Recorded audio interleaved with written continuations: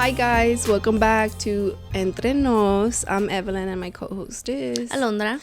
And today we have our mugs filled with Starbucks that she brought for us. Mine says one more cup. It's a little cute. We're gonna start taking pictures of these and posting them on Wednesday, the day that our episode drops. So like this Wednesday. Oh, we didn't have the ones for last week. Maybe you can just take a picture It's okay of it. because yours was better, so I guess we just can skip that one. From last week? Yeah. You had the smiley face one. Oh yeah, I was thinking of the other one that just dropped. The one with episode, the princess one. Was it a princess one? Yeah, it was a little thing from the Beauty and the Beast. Yeah, but that one's cute though. It was But okay. Anyways, let me talk about mine. Oh yeah, sorry. Go ahead. I want to talk about it so bad. I know. Go ahead. So mine is customized by my fiance. It says you and me and the dogs. And then it's literally me with my dog, his dog.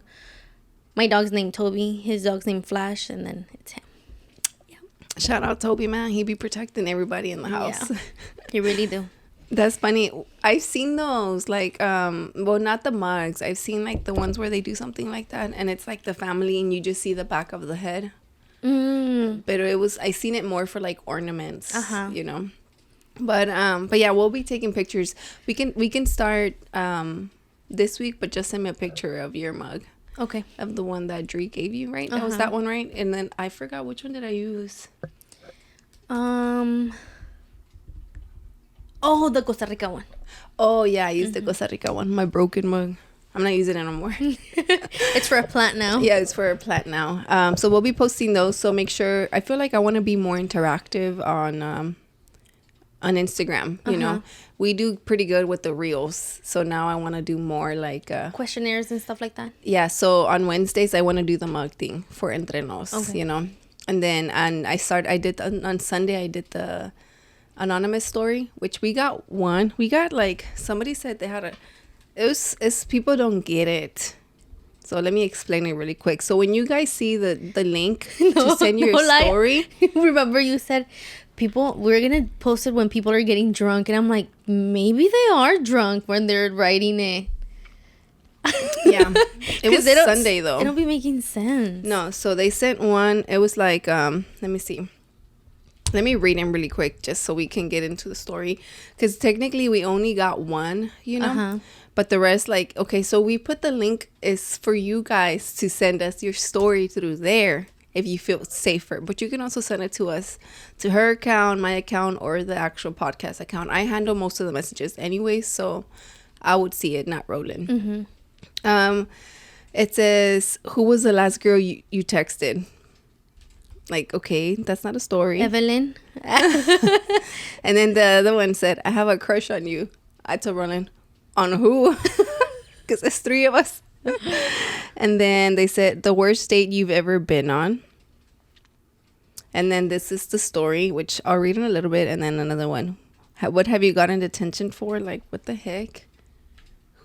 What? Like, you know, like, nada que ver. And then another one. Who's the last person you texted? It's for story purposes. Yeah.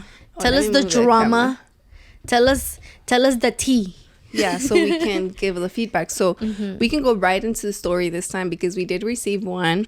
I feel they kind of, I didn't understand it too well, you know, but of course we're only going to go based off what we have, the information we have. So it says, I keep getting it says sexual touch by my cousins, but I think they really meant sexual thoughts. So it says, I keep getting sexual thoughts by my cousins. I don't know how I end up falling for him. I had sex with him and I would sneak out to go see him. I don't know how to let it go or feel like if it wasn't my fault too. I was 13 at the time. Okay. So I feel like deep. She is talking, I'm assuming it's a girl, right? Yeah. Let's just assume, you know. I know they say don't assume because it's never like. But I think that she did mean thoughts. Yeah, I do think she means thoughts too. So. And I think she's grown now, right? Yeah, because this is like, I was 13 at the time. So I feel like she is talking past tense, basically. Which is just the fact that it's your cousin is what's mind-blowing to me. Yeah. I hope it's like a cousin that's like a distant cousin, not like a primo hermano, which means like your mom's sister's son, or your dad's brother's son, or something. That's a primo hermano, right? Yeah. But yeah, so what are your thoughts on that? Girl, honestly, there's predators and pieces of crap everywhere. So do you think her cousin was a predator? Yeah. Well, he was very young. I hope he was very in the age range as she was, maybe 14 as well. We don't have enough details, so I can't really details. But there is pieces of crabs and predators everywhere, even in your family, And in a way, I feel like her immediate circle failed her. The people who were supposed to take care of her failed her. Yeah, because to me, it's like her community failed her. Like her aunts failed her.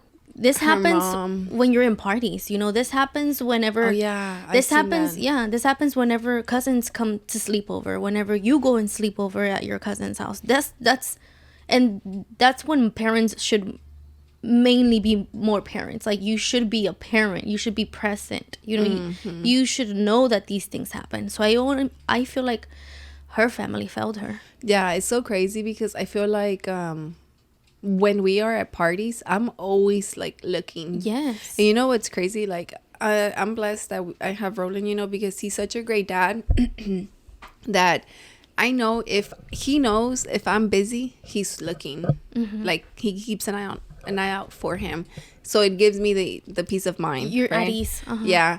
And but if I'm by myself, then yeah, I'm keeping an eye on him, especially like when the little ones are around kids who have their hormones already, they're going through a hormonal change. Yeah. Do you know what we should do research on that? Like, what age do your hormones start? Like, well, it's whenever you start becoming a teenager, it's usually like around 12, 11, whenever you start like rebelling against your mom and your dad, and I don't want to wear that anymore, like around the age of like 11 to, I don't know, 17. It's after 10, basically. Yeah.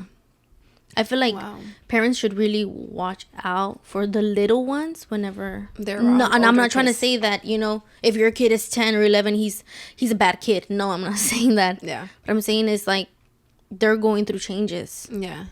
And they need to you should be talking to them about it or, yeah, that's crazy. My thoughts on that, I feel like I do have, I'm not going to say any names, but I also know somebody, that it's not my story to say, right? But I'm just going to say it for like educational purposes, right? And I'm not going to give too much details. I don't think anybody would really, only family probably or friends would know if they know them. But yeah, I know somebody that had a baby with their cousin, which is so crazy to me. Like, the thought of it, like, yeah, the thought of like loving this person that's supposed to be your family to the point where you get sexual with them because they had sex. The story, yes, yeah, and then she'll sneak out to go see the cousin. Like that's her real boyfriend. Yeah, that's so wild to me. Yes. But yeah, like the person that I know had a baby with her cousin, and now it's just like. They're Is together. The baby like okay? Because like kids. I think the baby's okay. I only saw the baby like once, pero no lo cargué ni nada. But I think one of my cousins said que un ojo lo tenía un poquito malito, pero nothing like to be worried about, But yeah, it's a thing too. Like if you have it's incest, right? Your DNA. Yeah, like it can collide. Yeah. Right. Damn, that's crazy. Like. And then, like, how dads sometimes get their daughters pregnant? Like the one where the guy had her living in the basement for years. And he would get her pregnant y dejaba los babies in the porch so the wife could think that the daughter was just, like, messing around. But in reality, the whole time she was living in the basement. Like that. Like, that's so crazy to me. Like, like how? Like, that's your daughter, bro. Like, how do you not want to just... take care of her, they're sick like people. Cherish her, Yeah. But But yeah, it's unfortunate that obviously that this is the world we live in. Like in the previous episode, we talked about, Yeah. we've talked about like child abuse, and we do have to protect the kids. And even at that, it happens to adults all the time too. Like you can be out clubbing. Okay, so she reached out to us, right? To tell us something super personal. Mm-hmm. She's like, you guys are just pointing out the obvious, right? Yeah. I feel like she's almost crying out for help. What do I do? Because I can't stop thinking about it. Which I think maybe that's the case, that she can't stop thinking about it, and she feels a lot of guilt. Mm-hmm. Right? So if she was my daughter and I could give her an advice, right? Or if she was my sister and I could give her an advice, it'd be, what do you want for your story to end like? What is it that you want your story to end like? Do you want to end up in bitterness, or do you want to end up freed and forgiven? And you were 13 years old, right? Mm-hmm. You own up to it and you move on. Yeah. So how does owning up to it and moving on look like? Maybe you have to write a letter to that little girl that nobody protected. Yeah, I was gonna say seek the help. Yeah.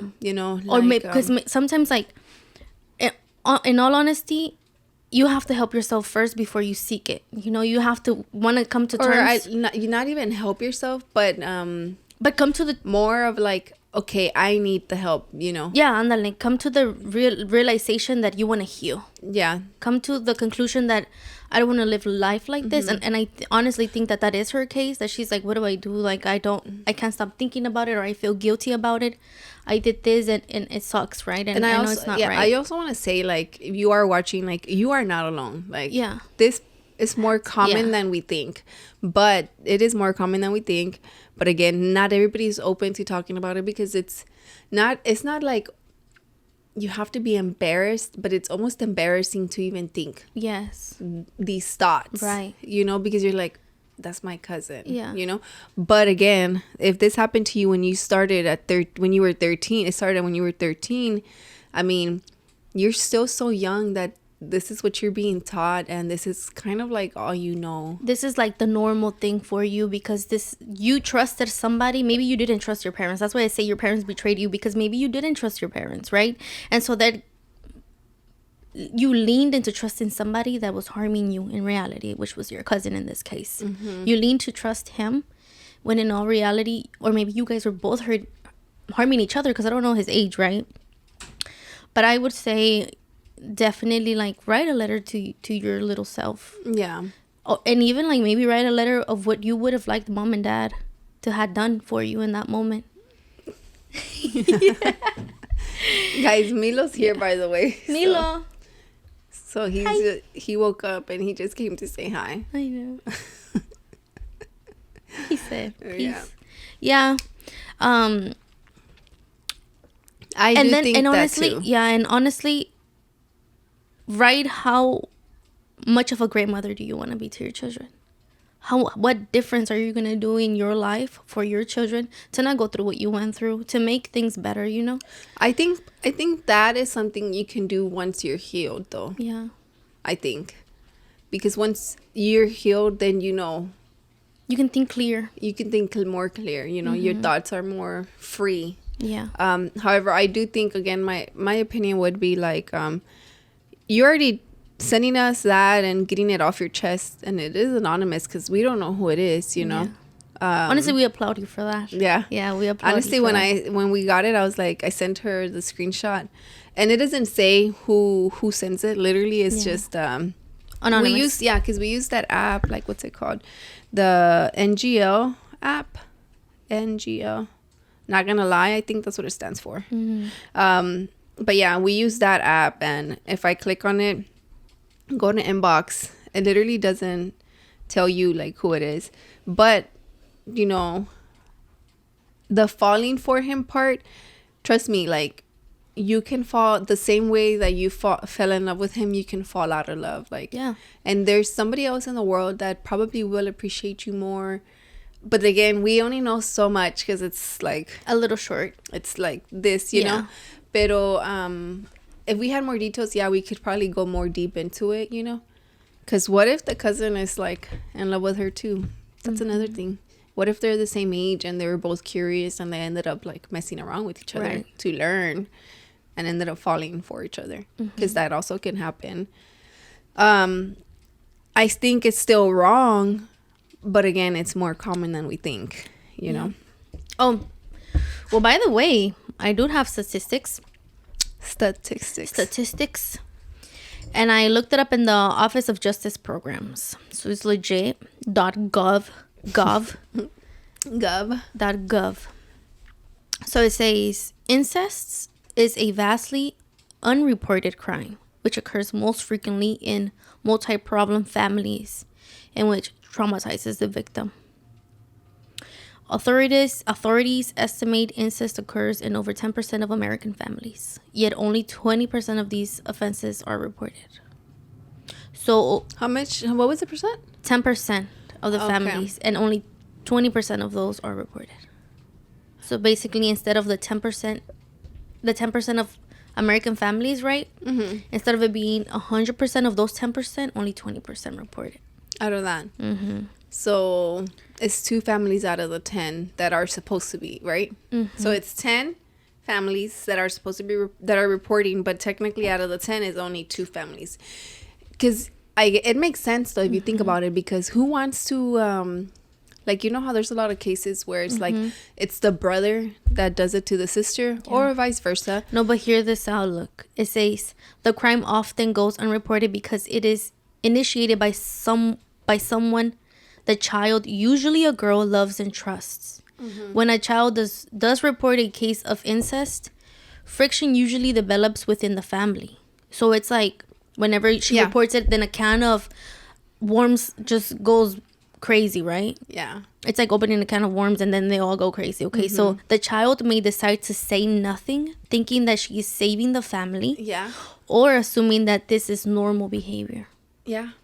That's crazy. Yeah, because I'm thinking like as a mom. Okay, I don't want to use this scenario because I only have one kid and it's Milo, right? But yeah, imagine as a mom being the one that you have to call the cops on your kid because he did wrong or she did wrong. That's tough. That is. I feel like it's easier to call it on your significant other, but on your own kid, knowing that they're gonna go to jail, you know? You'd rather just say nah. Let it be what it is, and it's all forgive and forget. Or it's like, oh, he didn't know either, or she didn't know either. Like, you know? Man, it's... Oh, my God, excuse me. It's tough. It is very tough. Man, I'll kill somebody if they ever touch me, low man. God forbid, and I pray, and I always pray to God to protect him. You know, like him, because he's so little and innocent, like he doesn't know. But again, as I pray to God for his protection for Paramilo, I also prayed we talked about it in one episode, how my praying is not like, oh Señor, it's more like, because you say you look at him as a father, and not that I look at him as a friend, but as a person I can confide everything to, but being myself, right? And I do pray please protect Milo, right?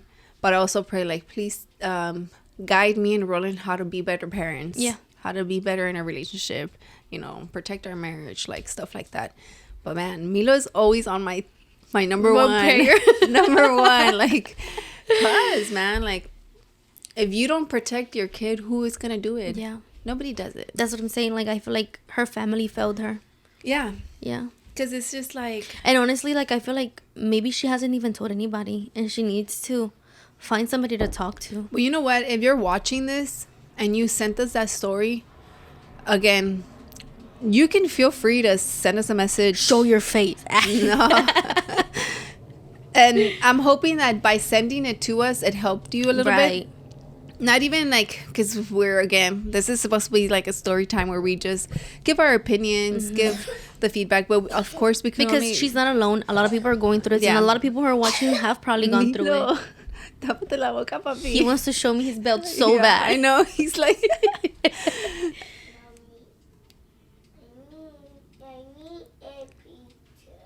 You need pizza? He said he needs a pizza. Bro, it's 9:47 in the morning. Okay, give me a second, okay? Okay, go watch Scooby-Doo. Oh, he's watching Scooby-Doo. Yeah. So, a ver, let me see. Hold on, let me finish my thought with this. The person who sent it. We applaud you for sending that and confiding that with us. And even though we're not like professionals here or anything, again, you're not alone in this, and it was a big step already for you to come out and just say it. Mm-hmm. You know, we're hoping that you just saying it makes you feel a little bit better, because sometimes it does help. And, you know, just seek the help once you're ready. Mm-hmm. And it seems like by you sending it, you're closer to your healing process than what you think. Yes. But you were going to say something about Scooby-Doo? Yeah, I hope, and I hope I say it right and not wrong, and people don't roast me for this, right? Pero ¿sabías que Peppa Pig va a ser mamá? What? Y Scooby-Doo papá. Oh my God. Got her. Oh my God. You were really thinking right. Yeah. You were really thinking hard because you didn't want to mess it up, right? I didn't want to mess it up. I was like, please come out the right way. Oh my God. What was I gonna say? That's a song, right? Yes. Oh my God. It was funny, right? You did get me though. Yeah. But let's go on a quick break, and because the timer's about to go off in like 2 seconds. Oh, there you go. And let me go ahead and restart the cameras, and we'll be back.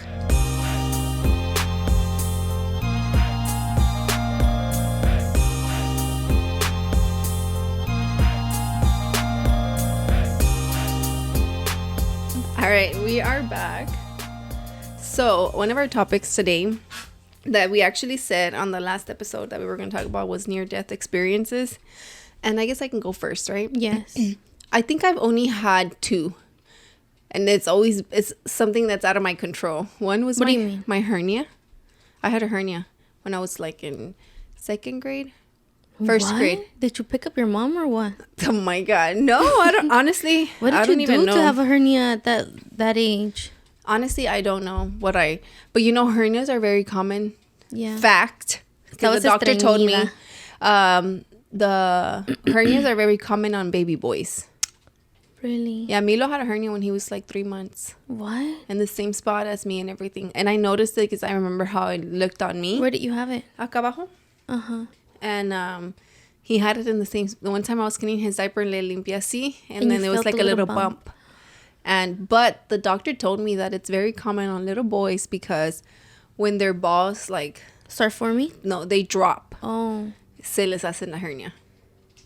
That's very crazy. I never heard of that. Yeah, I was like, wait, what? And he's like, yeah, like it's very. He said it's more common on boys, on baby boys, because they're heavy or what? Than baby girls. I always relate hernias to like something heavy. Yeah, it doesn't have to be heavy, right? I don't think so. It's just like a stress on the body or something like that. I think like I do think it has to do with like heavy stuff, you know. Mm-hmm. But it also feel like it is probably like, I don't know. Let me see. Let me look it up. I feel like probably like stress in the body or a change in the body that probably. Let me see. Hernia.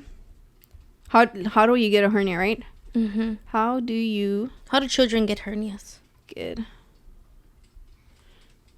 Hernia. Let's see. In general, a hernia starts with the pressure on an organ of your intestines. A hernia forms when this pressure happens in the same area as a weakened muscle or tissue. Some people are born with weak muscles or tissues that isn't fully developed. However, most people get hernia as their body age and their muscles weakened. That's what it says. The main cause is a combination of pressure and an opening or weakness of muscle. So there it goes for y'all. That's your fact on that. But yeah, I was in 2nd grade and I was like in so much pain. And I remember the doctor telling my mom, like, we have to operate her like now porque if it explodes then she could die. And I was like, hernias explode? Yeah, at least I don't remember correctly. But I thought it was just like I didn't think hernias exploded. Yeah. Hernias don't go away on their own. Only surgery can repair a hernia. Oh, wow. So they can erupt. How serious is Oh, yeah. A strangulated hernia can be life-threatening if it isn't treated. But I don't think it was like... You know what? I'm thinking maybe I thought it was going to explode because I always felt like it was a ball, you know? That's what I probably... Pero te dolía. Yeah, that shit was painful. Like, there was one time that I had to leave school because I was in so much pain. Like, so much pain that I was laying down on the couch and I was like, oh my God, it hurts. And then it hurts and then it hurts. And I had to like tell my mom. And then one time we were having dinner and I was going like this and I was like, oh my God, it hurts. And my stepdad was like, don't touch yourself. Like he thought I was like touching myself. But my mom's like, no, se está tocando. Porque my hernia was like, pues acá abajo, you know? And he's like, no, se está tocando donde tiene la hernia. And then he's like, does it hurt? And I'm like, yeah. And then I started crying because it was hurting during dinner. So I had to leave in an ambulance. Oh, man. Yeah. So you got surgery. I was so young. I got surgery. I was so young. I was like in first, second grade, you know? And, but yeah, that was my first, I feel like, life-threatening. Yeah. And I mean, near death. Not like majorly, but still painfully. And then my second one was in 2020, right before COVID happened. And basically, it all started. I remember I would get some pain right here. Like aquí, like right under my boobs, like I was hungry or just like if I had a fart atorado, you know, you know what I mean? No. Like cuando tienes un pedo atorado and then like your stomach hurts and you're just like damn, and then you fart and it's just like relieving. Like, yeah. Oh, okay. And it was like that, and I'm just like, and I would joke around with Rollie. I'm like, oh my God. It was always at the same time, though. Same time. But you would think you're gassy, and you just couldn't. I just felt like I had a stomach ache. But I didn't think, because Rollie would be like, oh, maybe you have to fart. And I'm like, well, it's not. Oh, it is recording. I'm like, no, I don't know. But it hurts, you know. Like, every day me dolía, siempre. And then there was For how long did you have the pain for, though? Like a month. That's a long time. Yeah, it is. You probably have high pain tolerance then. I think a whole month? That's crazy. I'm like, if this don't go away in 2 days, I'm going to the doctor. No, yeah. And then that happened one weekend. I remember one Friday I was working with the attorneys. And I drank coffee because I was so tired. So I drank coffee to wake me up, supuestamente yo. And then I ended up shitting like black at work. But I'm like, oh my God. Black like that. Like black like this. It looked like coffee grounds. Yeah. So I thought, oh my God, it's the coffee. It really messed up my stomach, you know? Because coffee's dark. So you always look at you poop whenever you poop? Do you always look at it? I always look at it. Me too. You do? I mean, I think you have to, especially now. My sister told me if your poop floats, it's bad. If your poop floats, it's bad? Yeah, it has to sink. Really? Yeah. I don't know why. I forgot why, but she told me. She's like, it's really bad. Y también like the color. If it's like fuchsia blue or something or hot pink, it's bad or stuff like that. I've never shit hot pink. I've pooped like blue. What? Yeah. And I'm like, I didn't eat anything blue. Why am I pooping blue? Why is it though? Do you know? So I looked it up and it was like, well, if you poop like that for more than like a week, yeah, go to the doctor. But if you just poop like that like 2 times. Yeah, because sometimes I feel like it's the dye on the food. No, like el color que tiene la comida. Pues te digo. Yeah. Like I didn't eat nothing. Yeah. But sometimes you'd be surprised, like, you know. Okay, so yeah. So you. Yeah, so I pooped. Really and black. It was like coffee grounds. And I was feeling like sluggish, me sentía mal. And then that day, I remember that it was the day that, it was a Friday, I was getting my air fryer and my robot, like, you know, for the house. And I was so excited because I wanted to try the air fryer. And when I tell you I got home, I was so tired that I was like, me siento mal. Like, me sentía like I couldn't breathe. And like, I just felt like something was wrong, you know? So then I told her, I'm not even going to mess with it. I'm just going to go lay down. And then But you had a fever or no fever? No fever. No, nothing. And it was just my body just feeling like, I need to go to sleep. I'm too tired. I probably overworked myself. Because that's when I was going to the gym at 5. And I was like, dang. So me fui a acostar and I woke up like at 3 a.m. Saturday already, right? And then I go to the restroom. I shit again. And then I faint. Like, I fainted, dude. Like, in the toilet? Like, yeah, I was sitting down and I feel like I must have fainted because I woke up on the floor. Like, yo solita. Butt naked and everything? Yeah. With your poop right there? In the toilet, yeah. And you didn't wipe your butt, nada. You were just like, I fainted. Yeah, like. Evelin! Yeah, I just fainted. Like, I mean, it's not like I'm like, oh, let me clean myself and faint right away. No, like. You literally fainted I while you were didn't even pooping. remember, like, fainting. Like, I just remember waking up from the floor. And I remember because I had, like, something on my shoulder porque me pegué. Caca. No. I don't know. Tenía una marca. Because, I mean, I bruise easily, Yeah. you know. And then I You woke probably up. hit yourself on the... So then I called for Roland because Roland was in the office in the room. My room's over there, you know. And we have a restroom in the room.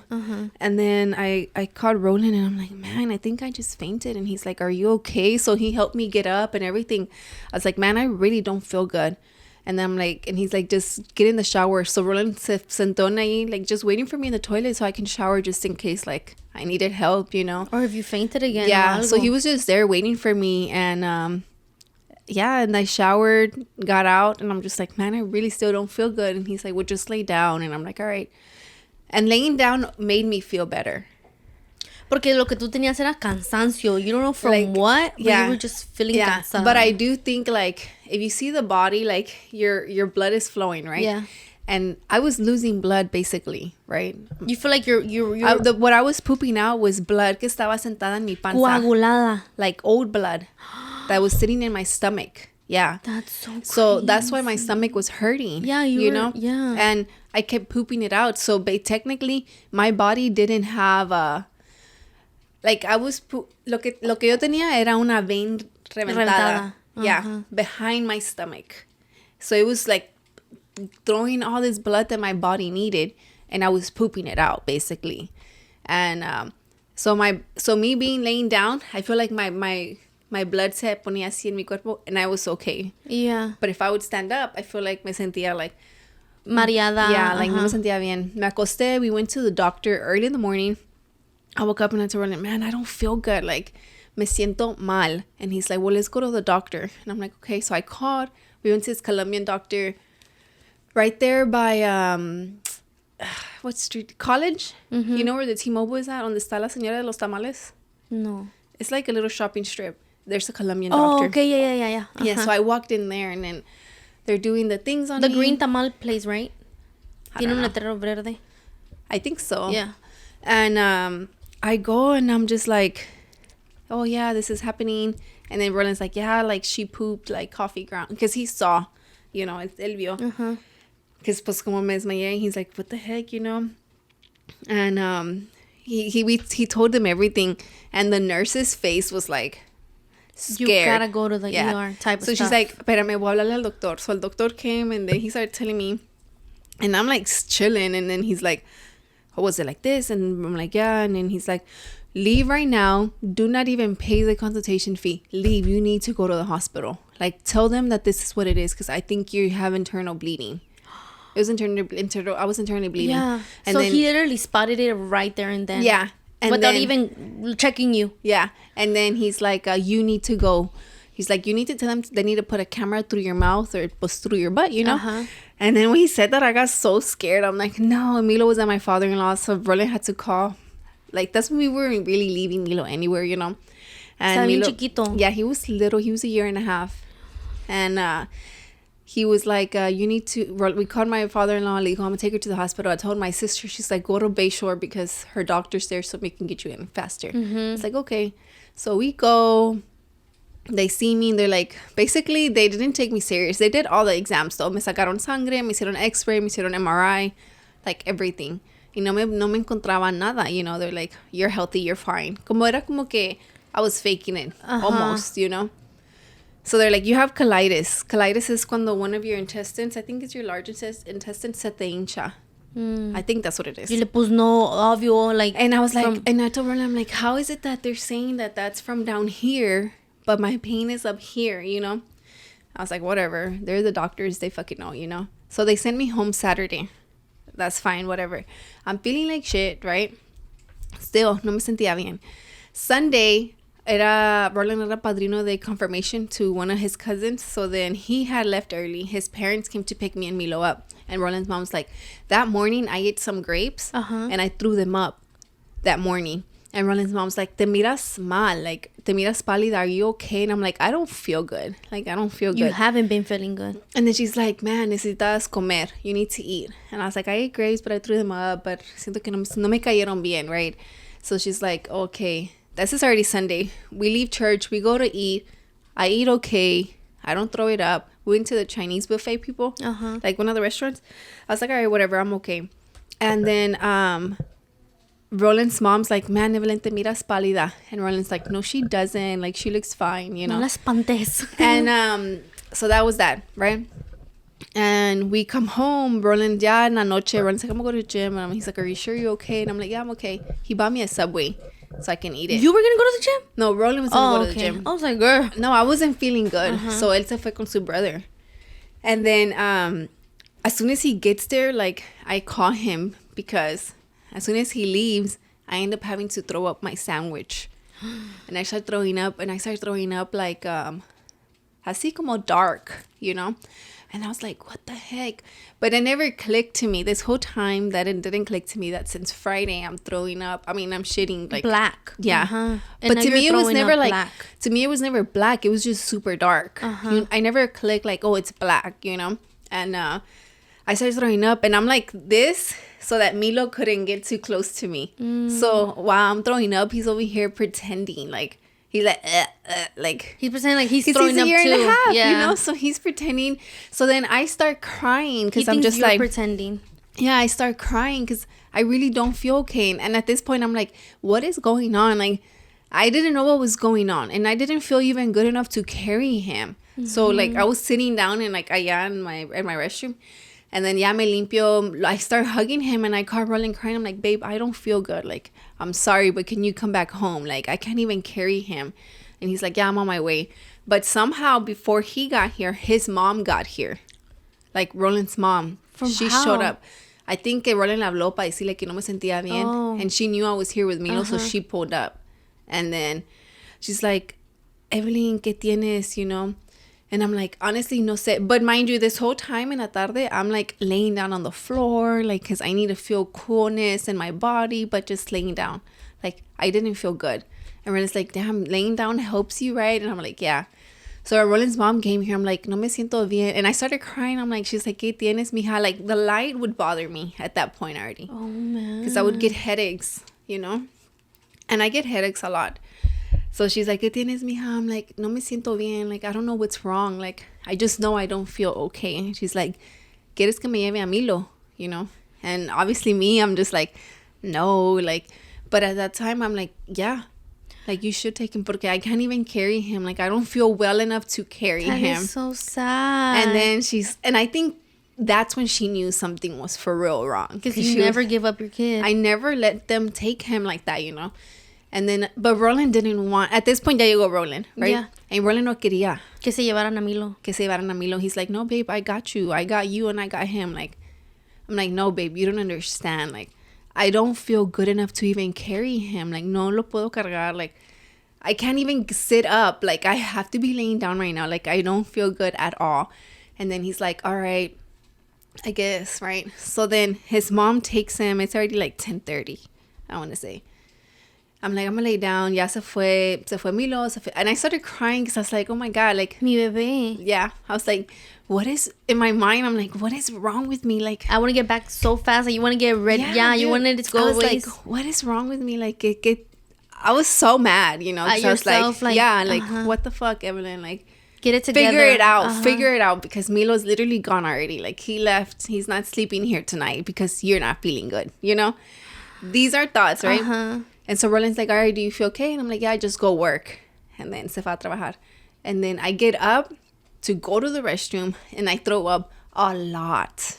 Again, dark, black, right? I throw up a lot. At this point, I started crying, girl, porque I couldn't feel my legs. I couldn't get back up. And I called Roland. I'm like, babe, I can't walk. Like, I seriously can't walk right now. You feel crippled now. Like, you're like, yeah, like, crippled. I was like sitting like I see sideways because I was throwing out. I was like, carry me porque no puedo caminar. Like, I can't feel my legs. And that's what freaked me out. I was like, oh my God, I cannot walk. I can't get up. Like, what the fuck, you know? Your legs went numbed. Yeah, they went numb. Like, completely. Like, I couldn't feel my legs. And I was like, oh my God, like, I'm not going to walk. Like, you know? Mm-hmm. And then he's like, all right, let me save whatever I was working on. And I was like, oh, yeah, I'm going to call my mom. So I called my mom crying. I'm like, oh my God, I'm going to go to the hospital. I don't feel good. And my mom knows I'm not one to be like... Voy al hospital. Yeah. She knows I'm not like one for attention, you know?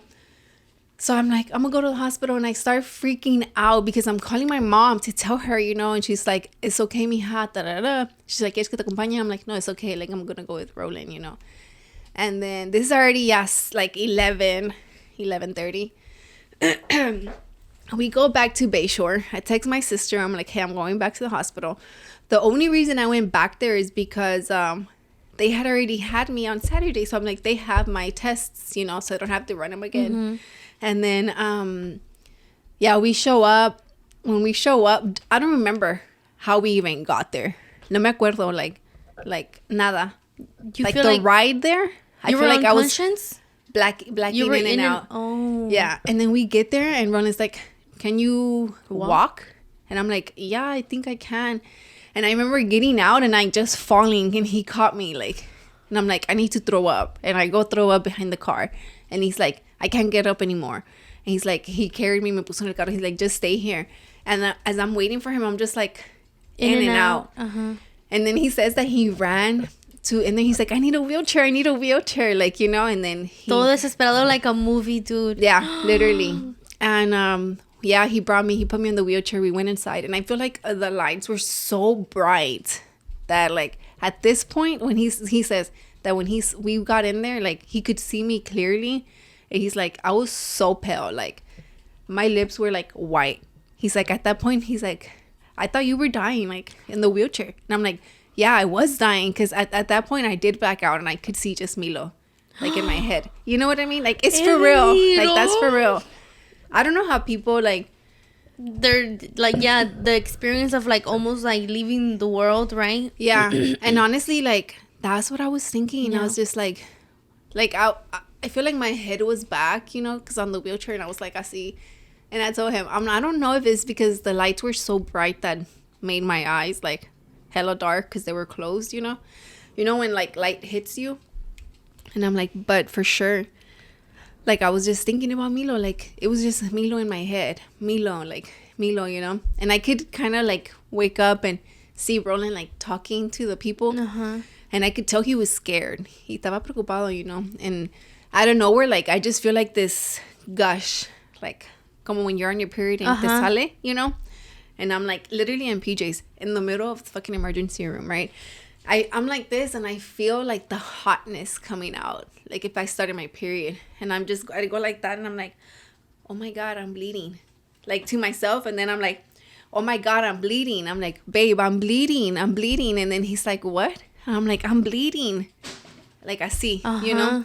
And then the girl's like, we're going to get you into the room. We're going to get you into a room right now. So then I remember like, from there, like, Roland saw que I was bleeding, you know. But it was because ya me estaba saliendo without me, like, it was my body just flushing everything out. Yeah. Like, I had no control. Like, oh, I feel like throwing up. Let me go. It wasn't like that. It was more like... your body just reacting on its own. Yeah, like, flushing my old blood out. That it was sitting in my stomach for so long, you know. Wow. And, they gave me to emergency room... to an operation room. Because usually they take mad long, dude. Yeah, no, they got me. I was in the wheelchair maybe for like a few minutes and then they put me in. I think it was just me like, oh my God, I'm bleeding. Like that they were just getting my information. Yeah, so they put me in an OR, like an operation room. And we had a nurse. And at this point, girl, excuse me, sáqueme sangre. ¿De dónde? Si no Tubos de sangre, girl. Yeah. And so at some point, they realized that my hemoglobin was super low. Like, I think it's supposed to be like at 12 to 15. And mine was like at 7. Yeah. And, I was like at 7 something. And basically, that happened. It was the night shift, nurse. I had to go to the restroom. And then they took me in a wheelchair with Roland. And, Roland estaba en el baño conmigo. And then he's like, I sat down because I felt like, wait, puppy, you can eat him. Yes. You did it by yourself? Good job, Milo. High five, dude. Good job. Oh, you can eat him. He said I did it on my own. Yeah. Pero te vino a pedir permiso, dude. He could have just ate them. Yeah. He came to say, can I did it. Can I get it? Yeah. Yeah, he's so cute. And dice Roland that when I was sitting down on the toilet, like I was like in and out, you know? And then I just fucking me desmayé. And I went back y me pegué en la cabeza on the metal When you thing. were trying to use the restroom? When I was trying to, and then Roland's like, oh shit, baby, me hizo para, like, me Te agarró. levantó, And he's like, nurse. Pero ya te habías pegado. Ajá, porque me desmayé, you know? But he's like, I was fine, you know? And then I just, like, went back and I hit my head. I'm like, honestly, I don't even, like, remember the pain of me hitting my head. And, but yeah, man, I feel bad for him porque he was, like, stressed. Like, this is something that he doesn't even, like, have, like, the knowledge of, like, you know? And so then that happened. Basically, that nurse was like, you need to get a doctor que te ponga la camera, you know? But it was just, they dropped the ball a lot porque no se comunicaban. Me estaban sacando sangre. And when this nurse was like, no more blood work. If they come, tell them no, you know? So then Rolly was like that. I couldn't eat anything. So then not even ice chips because they let you eat ice chips, you know? Nada. So my lips were so dry that Rolly would just grab a ice y me los ponía en mis lips así. Like, I couldn't eat it, but he would let me. Because I couldn't drink water either. And then that happened. And then they basically moved me to a less emergency room, you know? And then the doctors came. They're like, hey, all your tests are good, whatever. You're fine, you know? So my stepmom shows up. She's a nurse. My ex-stepmom, because she's not with my dad no more. She shows up and she takes over, right?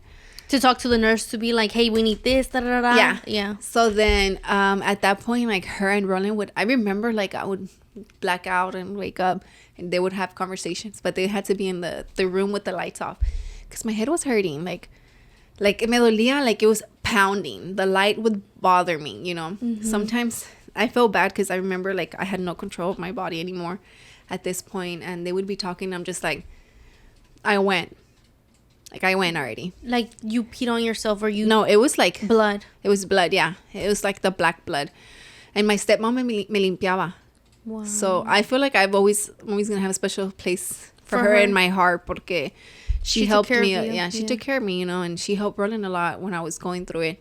And I had my nurse was a guy. He was Jamaican. Se llama Silver. Shout out Silver, man, because he also like saved my life. But he wouldn't be there to clean me when I would go.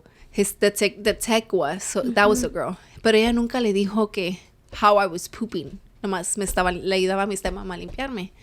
So then at some point my stepmom... Sin decirle like, this is what I'm looking at. Yeah. Every time I clean her. So at some point a doctor came. Una girl vino, una India. She's like, hey, like, so everything looks fine. You know, you're super healthy for your age. Like, there's nothing wrong, you know. And my stepmom's like, something's wrong with her.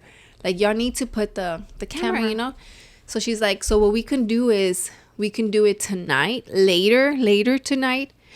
And you won't eat. Or we can do it tomorrow morning and you can eat. Right now. So I was starving and I'm just like, I want to eat right now. And my stepmom was like, no, you need to do the surgery tonight. Like, you need to do it tonight. And then, how much? Okay. And she's like, no, you need to do the surgery, like, tonight. ASAP. So she's like, okay, I'll book it. And I was so pissed because I was like, man, I'm fucking hungry.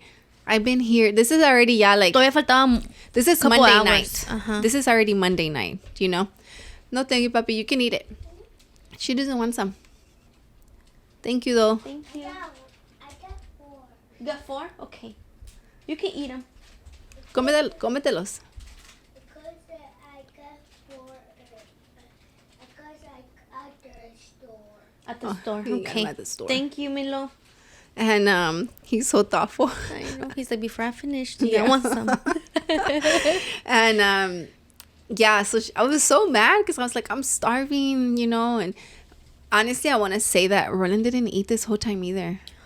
Like, él estaba nunca me dejó sola. Contigo. Él nunca me dejó sola, yeah.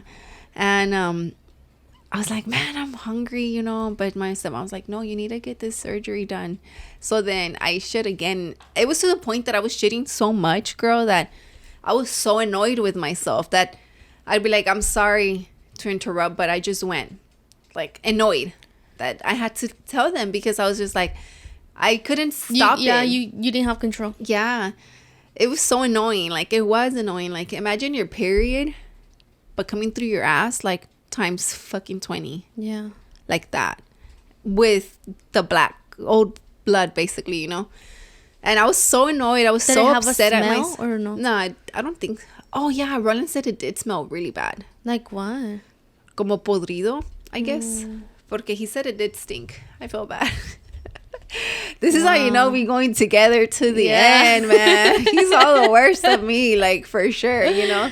And so, yeah, like, I was just so annoyed, you know? I was like, I was done with myself. Well, I was more mad at myself because I was just like, I couldn't figure out what was wrong. I was so upset, like, man, I would think, like, man, I drink fucking teas. I don't even drink coffee. I work out. Like, I eat healthy. Like, I'm a tea girl. Like, me was like, I'm a tea girl. Like, how is it me with treating my body so well?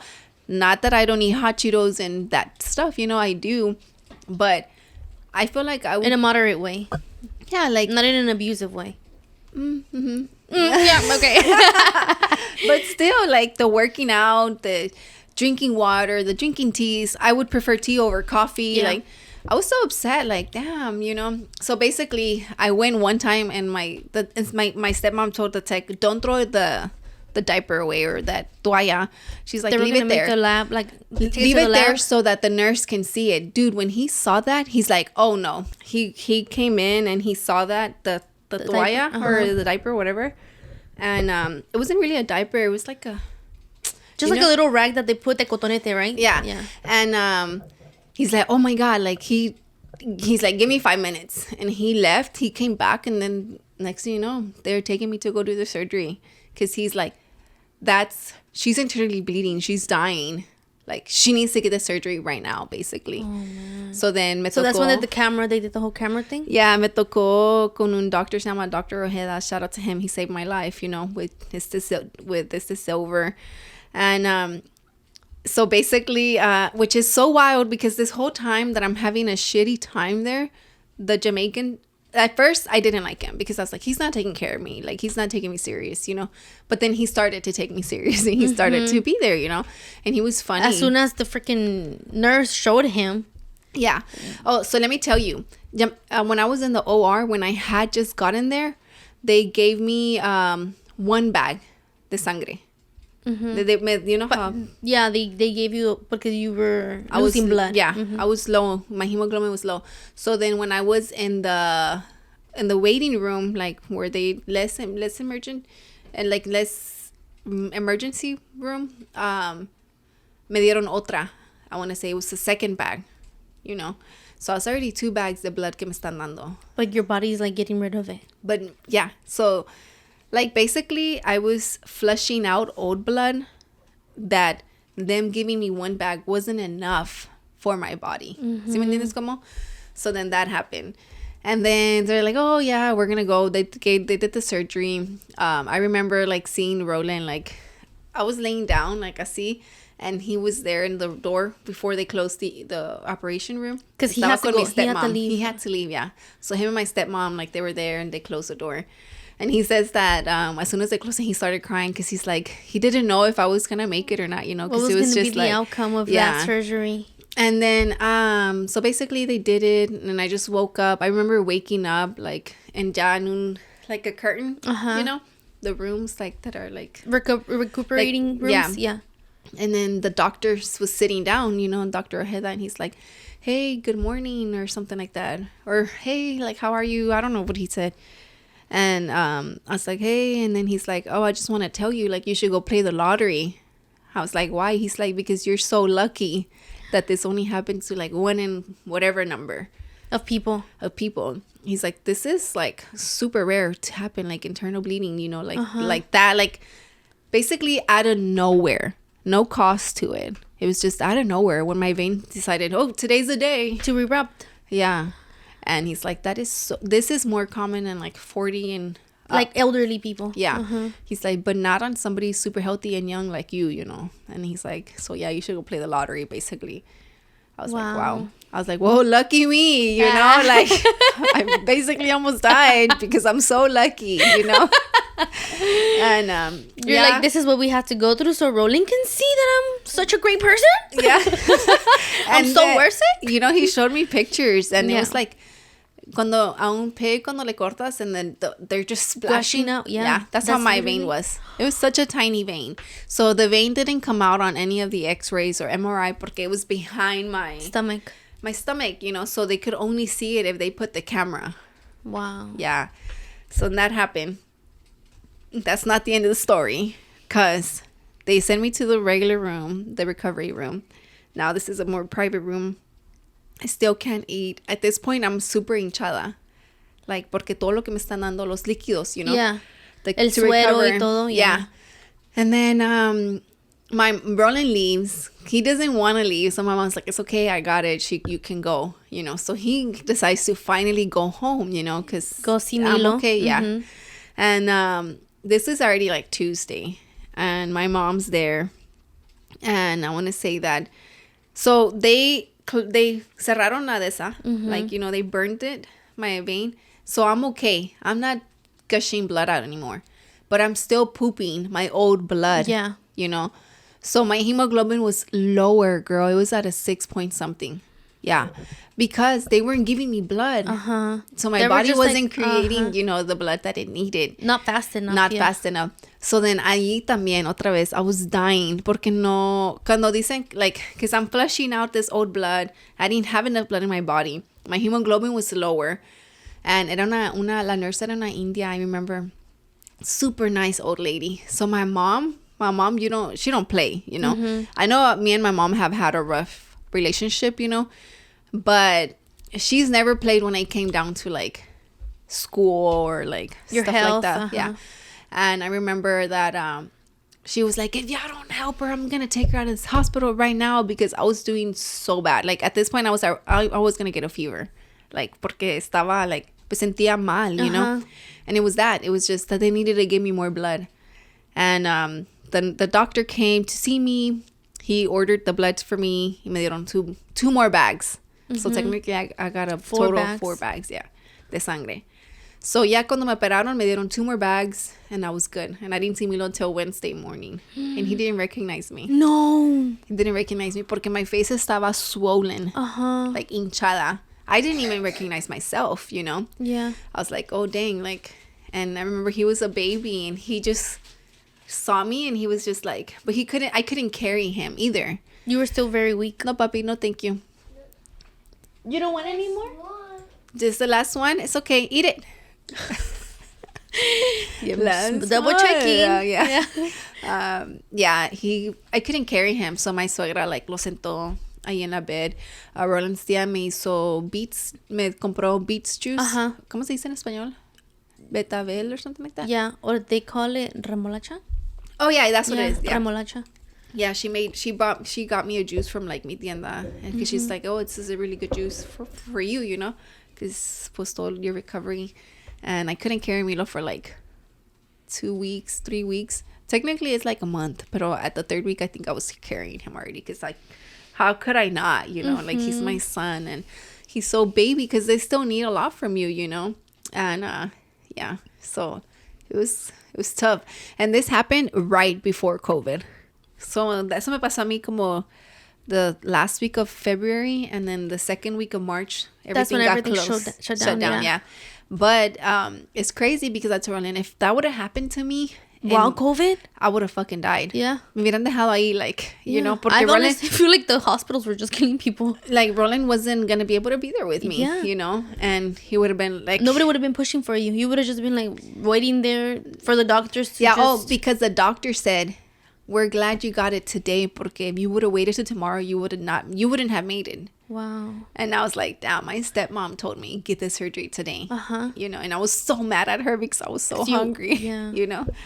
But yeah, it was pretty long, guys. I know I've talked about this story in This is much more. I was drunk when I did talk about it, though. It was, Evelin. it was for one of those my birthday episodes, like Yeah. one of the first episodes that we dropped.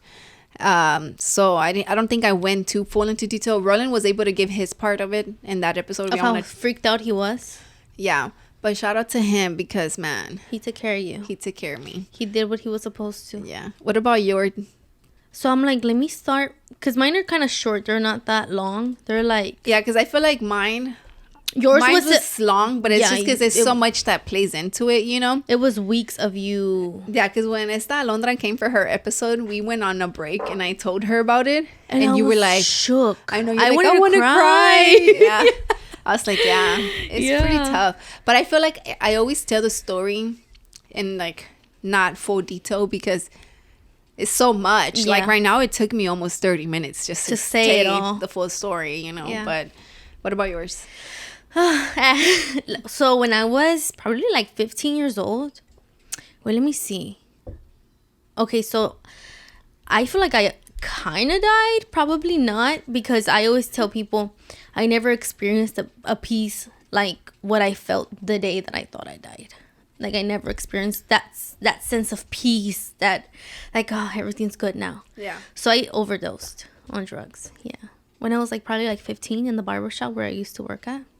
You were already a barber? Yeah, I was a barber since I was 14.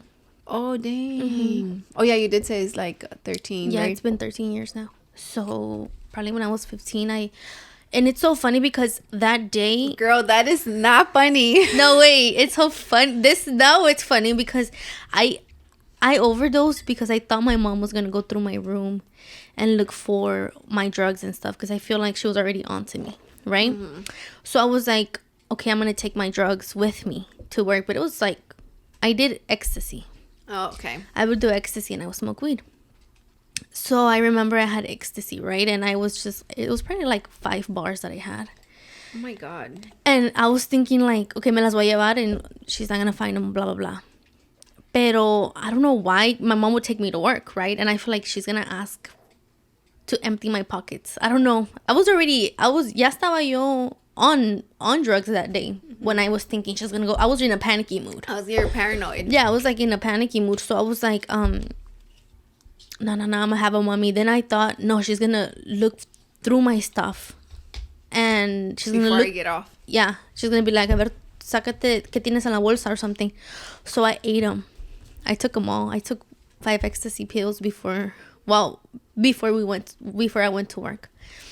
And when I was working, I was panicking and I was like, chill, like you'll be fine, you're gonna be good. But I was cutting hair and I was like, I couldn't breathe. I felt like I wasn't breathing anymore. So I remember when I'm done with this haircut, I'm gonna go to the restroom and I'm just gonna chill, right? I'm gonna tell them that I don't feel good and I won't have to cut for the rest of the day. So I went to the restroom and I looked at myself in the mirror and I was like, you're okay, you're fine, nothing's gonna happen to you. But I just couldn't breathe.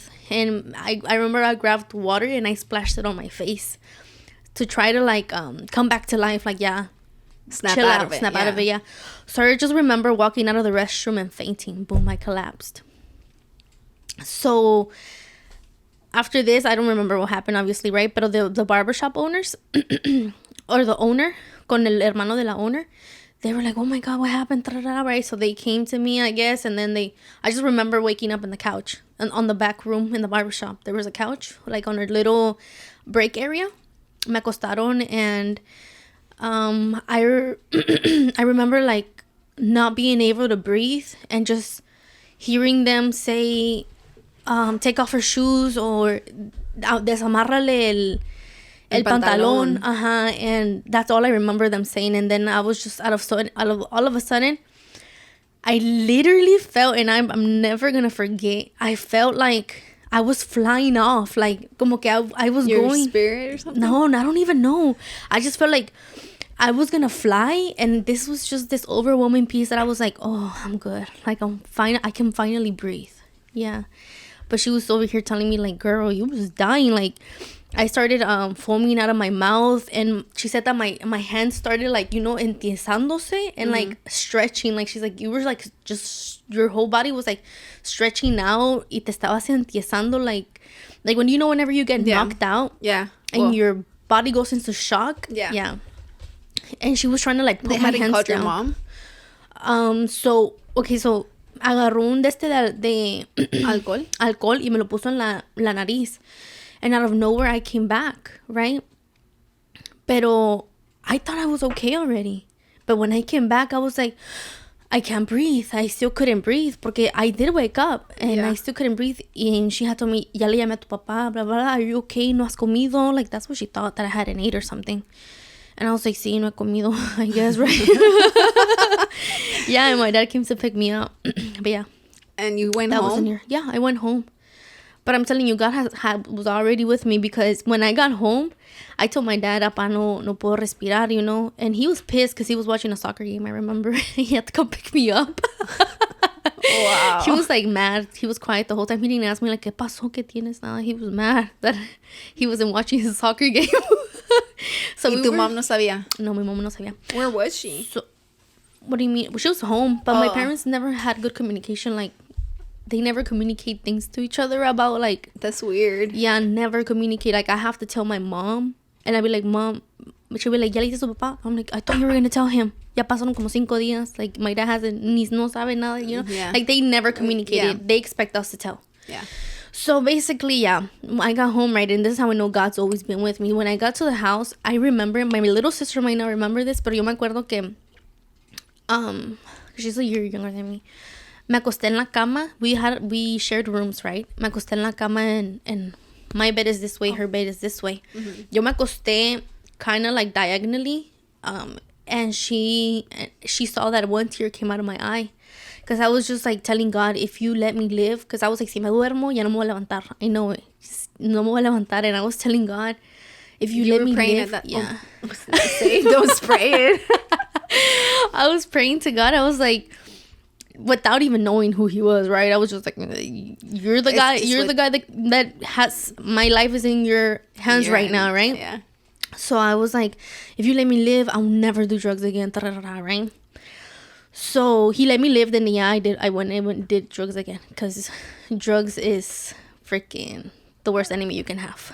It's addicting. Yeah, it's very addicting. So, okay, so he did let me live, but I suddenly was able to breathe, because when my sister asked me, ¿Qué tienes? And I was just like, no me siento bien. She just hugged me. She gave me like one side hug. And yeah, after that, I was able to breathe. Yeah, I was like, what the heck? Like, yeah, like, I feel good. Like, ya puedo respirar. So I was like, now that you look back at it, you're like, that was probably God, you know? Yeah, having her hug you. Yeah, like a genuine, I don't know. Me pongo a pensar, like, maybe I needed a real love gesture, you know? Yeah, maybe, yeah. Yeah, so. Because, you know, I forgot to tell you, like, with the silver guy, the nurse, he was the last person. He finished his shift and he went home, and I went through the whole process of recovery, right? And then as soon as when we were leaving, it was rolling and I was in the wheelchair. I tell you, it is God. Porque when I opened the elevator, se abrió, and I was going to get off, he was the one. And he's like, Princess, you made it. Like, he thought I was going to die. You know, he's like, Princess, you made it. And then Evelin le dijo, man, thank you so much. Like, porque él fue el que hizo él fue el que hizo la emergency. Like, she needs it now. Yeah. You know? And so, yeah. Wow. And he was the last person that I saw at the doctor. Like, at the hospital. Mm-hmm. And then it's crazy because for you, your sister hugged you and you just felt like, I'm back to life, you know. That was the little miracle that God needed. Isn't it crazy that hugs can do so much to your body? Like, it's crazy. Like, I read it not that long ago. Even like, also like a healing experience. You receive like, how is that? That's weird. Porque it's just like your hands going around like somebody, and then it's just. But honestly, like, within us, we have healing powers. Like, como por decir, you might be going through something internally y tú nunca te vas a dar cuenta because your body's going to take care of it. Your body is just an instant healer on its own. Yeah. Damn, that's crazy.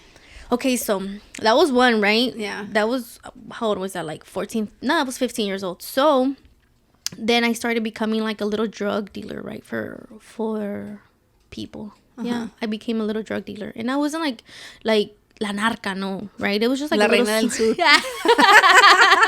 Not heavy. I was just trying to pretend to be someone I wasn't, right? Yeah. And trying to I skip school and I'm gonna go do this deal real quick, right? So I went to go do a little deal en unos apartamentos. I don't know if you're familiar with Park Place, donde está la calle de... Yeah, I know where Park Place is at. Donde está la calle de St. Christopher. With that street all the way to the end, hitting the railroads, there's some apartments there on the corner. Okay, so those apartments... if the railroads are right here, the apartments on this side, y aquí está el banco? Yeah. Okay. So I went to go do a little deal there, right? And I told the guy, meet me atrás de la lavandería, because in the apartments hay una lavandería. So I was like, meet me behind the lavandería. And he was like, all right, cool. So, era un señor, basically. He was 30 years old or something. Yeah. And I was like, all right, bet. So, I was going to do the deal already, right? And out of a sudden, this dude grabbed me. He was trying to rape me. He grabbed me. Me puso, we were in the corner and behind the lavandería. And the guy that was going to buy from you? Yeah. Before I handed him what it was, and before he handed me the money, he grabbed me and he put me, dude, yo tenía una navaja and I immediately pulled it out and I put it on his neck. Yeah. And I was like, I don't remember what I said, right? But I basically threatened him. I was like, if you don't let me go right now, I'm gonna really stab you. And I hit him in the nuts and I took off. I ran. With the drugs? Yeah, with everything, with his money too. Yeah. And then another time, in some other apartments near there, I had a little boyfriend, right? I was still a virgin. And this dude, we went into his apartment because he was going to get drugs for me, right? And we went into his apartment, and I remember he had a whole bunch of piñatas. I'm like, what is this? And he's like, oh, my mamá hace piñatas, whatever. I was like, okay, cool. So he's like, I wasn't going to go in his room. I was like, I'm not going into your room. But he's like, no, Ben, I want to show you something. And I was like, dang, I don't want to be seen like that girlfriend who's all scared of him, you know? So I went into his room and I sat on his bed, right? And he's like, look at this. Tenía como unos CDs on the other side of the bed. So I was basically sitting here and I had to lean over there to look at the CDs. Yeah. So I leaned to look at the CDs that he had. And when I leaned, he pinned me. Literally, yeah. He pinned me and I was like, crap, right? And he started ¿cómo se dice? Forcing himself to me. And I was like, oh, snap. And he was pulling down on my shirt and hit him on the nuts. He was older? He was probably 3-4 years older than me. And how old were you? I was a freshman and he was probably a sophomore. So you were probably junior, 15, 16? Yeah, he was probably a junior or senior, yeah. And then I, hit him on the nuts. I didn't really know how to drive, but we came in his truck. So I literally when I hit him on the nuts, he was like, right? So se quedó ahí un ratillo while I ran and grabbed the keys. And I turned on his truck y vámonos. I was like, damn, God, or somebody give me the strength to learn how to drive this off. Yeah. So boom, me fui and I parked in Futurama. And he was, at this time, he was blowing up my phone you effing da-da-da-da-da, you better come back, that's my dad's truck and blah blah blah. Never replied, dude. What I did was I grabbed the keys and I chunked them to the bayou. El bayou de Chavez. Because I was like, I go back to school. And I just told him, I don't have the keys. The keys are in the bayou. So you better go look for them. Yeah. So that, that was another one. But and then another one was, I was skipping school with one of my friends, right? And we were inside her boyfriend's car. And you know where the subway is at? By Chavez now? Yeah. Okay, so there used to be no subway. It was just subway. Empty, right? Yeah. So, and we were on the side where they have a clinic and the barber shop. Yeah. So we were there, parked there. And out of nowhere, shots started coming. We were parked there and shots started coming. By? Yeah, shots started coming from the subway, from that area. And immediately, my first instinct was get out of the car and run or something, right? But my friend, what she did was go under the car. Ella se metió abajo del carro and I was like, girl, no, what are you doing? And she's like, come. She wanted me to go under the car with her. So I just felt out of instinct, me fui para allí donde estaba ella under the car. But I was like, we're going to get shot here, And it was probably a 20-second... window? 20-second window where they were shooting. But I didn't know if her dude was shooting back. And they were just shooting back and forth because they felt se escuchaban tan cerca, the gunshots tan cerca. So yeah, whenever everything was cleared, when I went up, and she went up, right? She was pregnant. I went up and she went up, and the dude was shot. He was murdered. Her boyfriend? Her boyfriend got murdered. And we seen it, and we were just like, what the heck do we do? Like, do we stay? Do we go and hide? Like, what do we do? Obviously, like, yeah. Immediately, like, no pasó only 2 minutes when cops got there, and did y'all talk we went to go hide. Y'all went to go hide? Mm-hmm. Yeah, también? Yeah. Damn, and then they later came back out. Yeah. Her boyfriend was murdered. He was shot like 5 times. Oh my God. Was she crying? I don't remember. I was super high. I don't remember if she was crying. I just remember him, looking at him. And I remember later on, like maybe 3 years ago, like 3 years ago, they called me from the detectives that they opened the case again, because they never caught the guys. So they opened the case again, I guess. And at this time, we had already came out. We had told him, like, yeah, we were there at the scene. Yes, this was her boyfriend. Da-da-da-da. So, like, 3 years ago, they called us to give, like, a rundown of what happened. Yeah. Dang. Let me restart the camera and then I'll talk about the last one. Okay.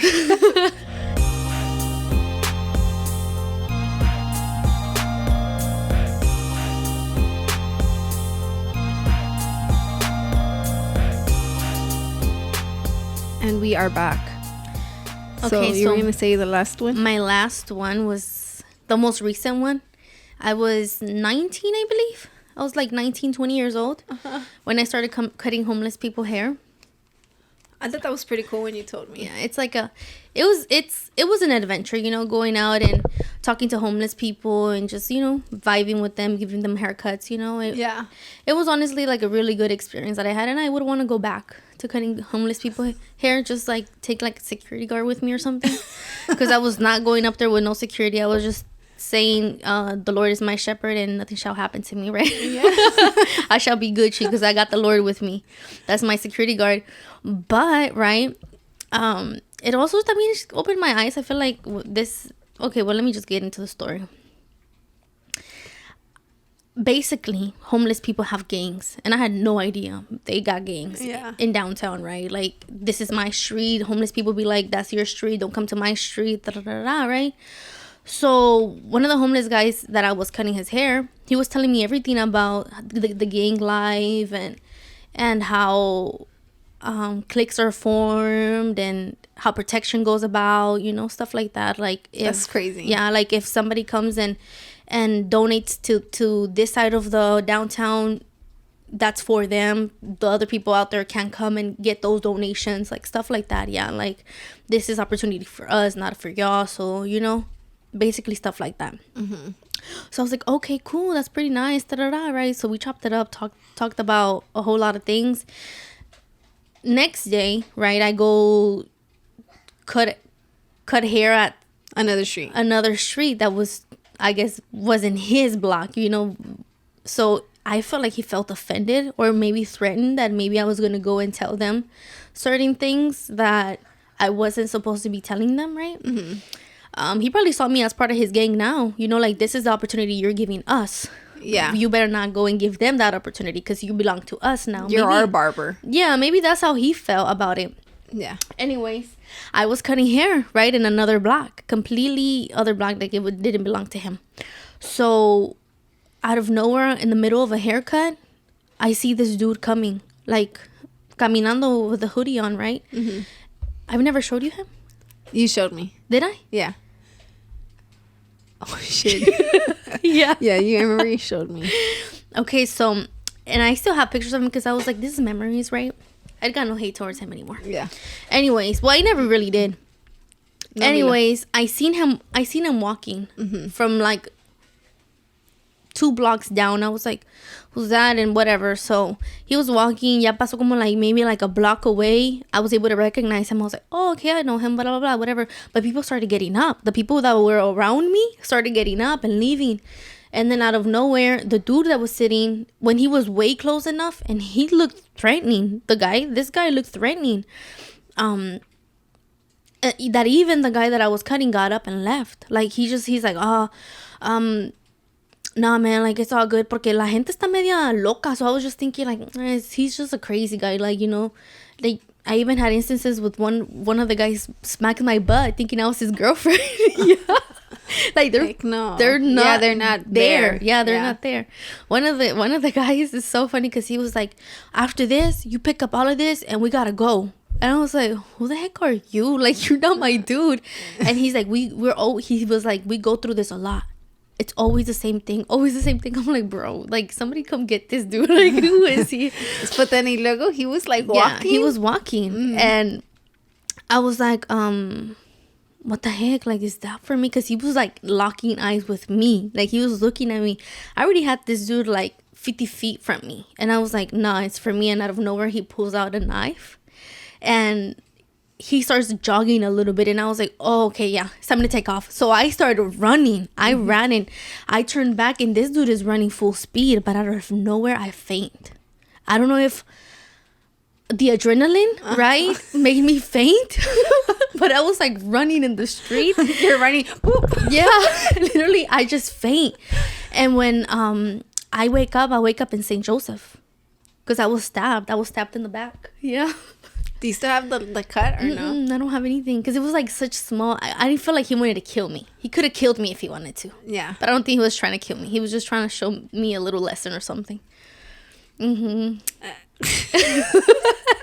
you said that your mom didn't know, right? No, yeah, she didn't know. Porque si le decía, she wasn't going to let me go back. And, Did you go back? Yeah, I did go back and cut homeless people hair. Pero luego empecé a ir con un señor que tocaba la guitarra and like stuff like that, you know. Like, I started like getting bigger crowds. I started cutting like in the local library, you know, like where it's like more. Yo estaba abajo de los puentes. Nobody could see me there. Like, so I was like really blended in with them. So I was like, no, I need to be more in the open. In the open, yeah. And actually, like, I got a lot of clients from that too. People who would just walk by and be like, oh, do you have a business card? Oh, for real? Yeah, I got Do a you lot still of have people from then? From that saw me cutting outside, yeah. Oh, damn, that's crazy. That saw me cutting outside, and they were like, oh, well, what's your business? Do you have a business card? Those are clean cuts, yeah. And how did it go with this last message that you sent? It was still good?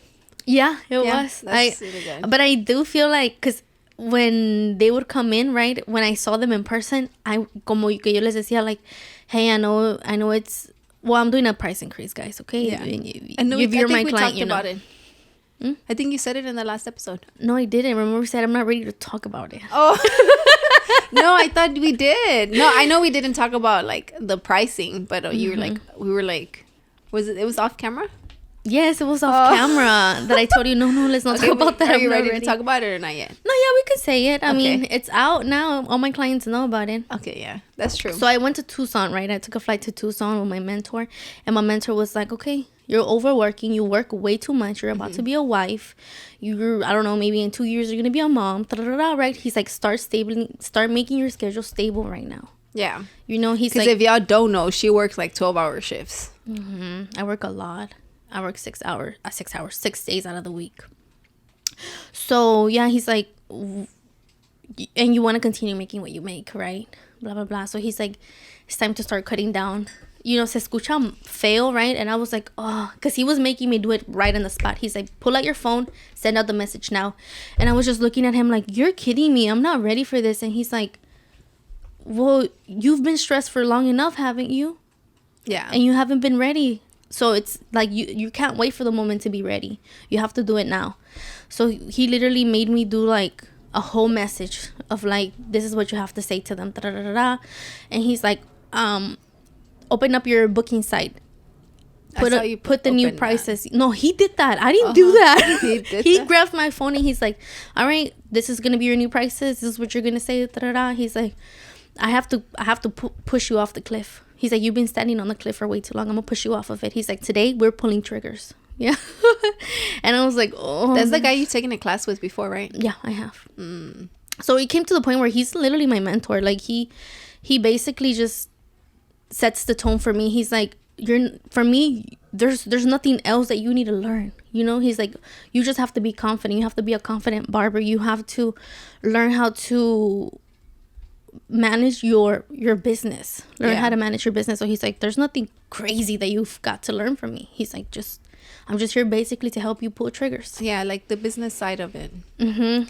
So then you said whenever you saw some of the clients face to face. Yeah, and I was just like, they were looking at me like, that's a bit much, right? And I was like, you know what? Yeah, it is a bit much. So I suggest that you go and speak to your wife about it. You know, don't book now. You know, if you don't feel comfortable, if you feel like my wife is probably not going to be okay with it. The adults went up too? Yes. Oh, I thought the it was adults just the went kids. up $10 and the kids went up $20. Yeah, I thought I thought it was only the kids that had gone up. Mm-mm. Oh, well, that's good though. Yeah, for everybody it went up. So now kid haircuts are $60. Adult haircuts are $60. Oh, that's what I thought. Yeah. It used to be $50 for adults. Oh, and I then see. If you want a haircut with your beard done, it's $75. And then if you want like an all-inclusive experience and treatment, like with the facial and all that, it's $85. So does anybody book the $85 one? What the new prices are gonna start in May 1st. Oh, okay. Yeah, so we'll see how it goes. And then the goal here is to work less and make the same amount, kind of. I mean, that's what when we talked about it, like, I guess. Y me da nervios, me da como que, like, no dormí, dude, no podía dormir. Yeah, I remember you Yeah, saying. I couldn't sleep because I was just like. What did your fiance it just say? Sucks. Yeah. No, it just happened right now because I looked at it. Okay. Well, we can just leave it off. Yeah. And then he just leave the audio. But what did Kike say? He was just like, you have to do it. I support it. You have to. And I was just like, the thing is, like, am I worth that? You know what I mean? Me cuesta como pensar como que. And he's like, you're overbooked. You know, you work way too much. I mean, it's just this, like I had told you, I mean, you just got to think of it like business-wise. Like, I mean, if it's business-wise, yes. Yeah. Not personal, you know? The demand is high, you know? Yeah. I get it whenever... I get the business aspect of, like, when the demand is high, you do a price increase. Yeah. You know, because it's only me. I can only do so much. And yeah. I can't cut more than 11, 12 hours a day. I'm over. Yeah. Ya estoy cansada. Like, it becomes not enjoyable after so much of doing it, you know? Mm-hmm. So the ideal thing to me is like, yeah, do 8 haircuts a day and go out. Get out of there. Yeah. Yeah, that makes sense. I mean, but again, like as long as the clients don't take it personal and you don't either, then it should be a happy. And then I have clients that they demand, no, I need a haircut this week, you know? And I'm just like, I don't know how to be like, well, you gotta wait 2 weeks. No sé cómo hacerlo. So then I say... And they don't pre-book? They do, but then out of nowhere, plans change for them. And they're like, we're not going to be able to go there, but I need it this week because this is we have this event. And so then I'm like, well, then I have to stay another hour. Then I have to book them at 7 p.m. because they're like, no, we can't do 5 p.m. If I have the 2 p.m. slot open and I'm like, well, 2 p.m. is open. They're like, yeah, but we can't do that time. It has to be 7 or it has to be 6. And I'm like, that's booked. I'm not going to change that appointment for you. They sound very needy. Yeah. I feel like when I would go, right, like I feel like I'd be like flexible with I'm like, if you have it earlier, then I'll go earlier. Pero si no, pues it's fine, you know. But dang. Well, I mean, good luck. I hope that it stays just as busy. Yeah. But less work. Right. You know. Well, not just as busy. I feel like less busy, same amount of money or even more. You know. Less stress on you. And even a client told me, he's like, so do you expect a tip now? And I love my clients because they're personal with me and I love their questions and I love how they're like, it feels like I shouldn't ask this question, but I feel okay asking it to you because you're my dog, you know, like you're going to answer truthfully. You're not going to feel offended. And I love that they have that trust with me. So my client asked me, okay, I'm going to still come to you. Yeah. But do you expect a tip?